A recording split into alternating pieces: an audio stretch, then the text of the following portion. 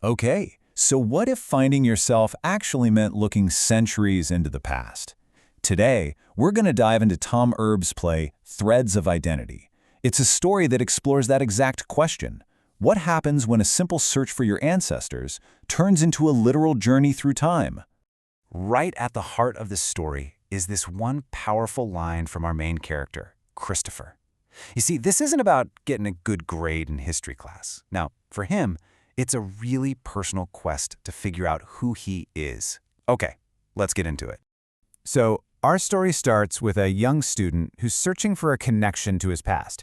He's really hoping it'll help him feel a little more secure in his own skin right here in the present.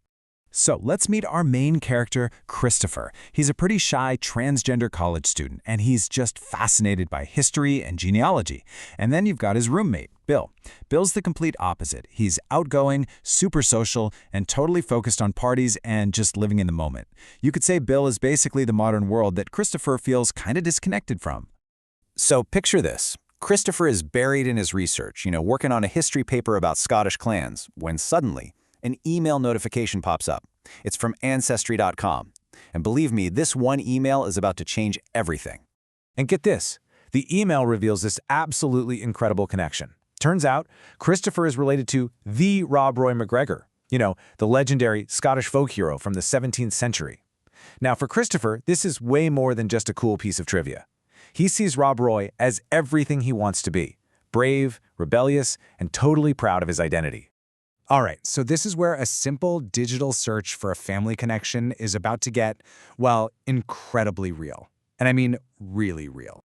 So naturally, he's super eager to learn more. He clicks on a link to check out Rob Roy's profile. And at that exact moment, there's a huge crash of thunder outside, and his entire dorm room just goes pitch black. Power's out. And when he can finally see again, he is definitely not in his dorm room anymore. He's been thrown, literally, into a 17th century Scottish forest. He's come face to face with his own history. So now, in this completely new, kind of jarring reality, all of Christopher's modern ideas about everything, life, identity, history, they're about to be put to the ultimate test. It's not long before he bumps into a young woman named Jessica. She's a local healer, and, it turns out she has a very different take on his hero, Rob Roy, and the whole MacGregor clan.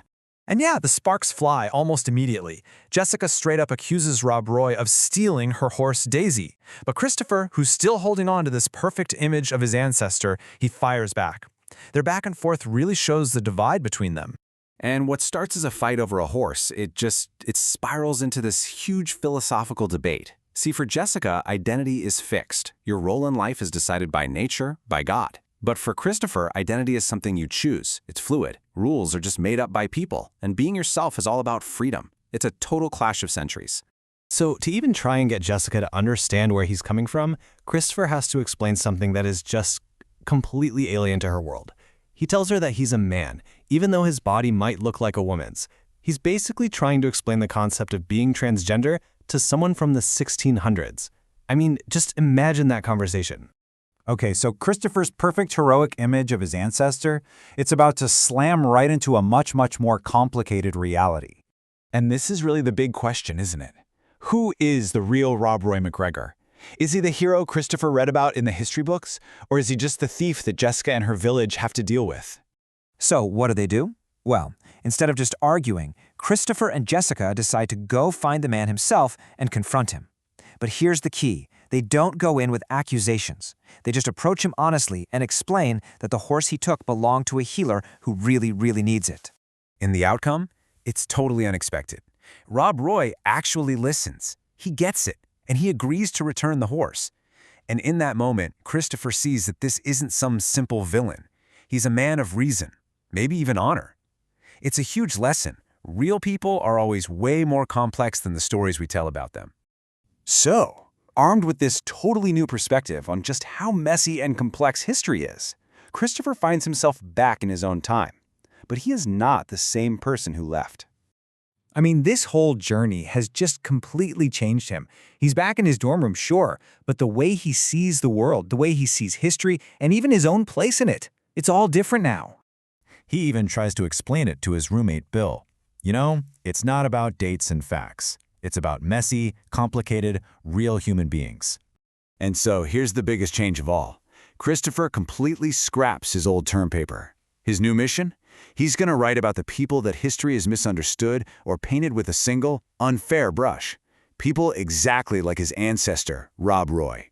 And that's when it all clicks for him. The whole point of this journey, he realizes, wasn't about finding some perfect hero in his family tree to make him feel brave. The real connection, the real prize, was empathy. It was learning how to see past the legends and find the real, flawed, complex human being underneath. And this really gets to the heart of the play's final message, leaving us all with a pretty powerful question to think about. I mean, if a figure as famous as Rob Roy can be so misunderstood, just think about it. Whose stories have we missed completely? Whose truths are out there just waiting for someone to listen?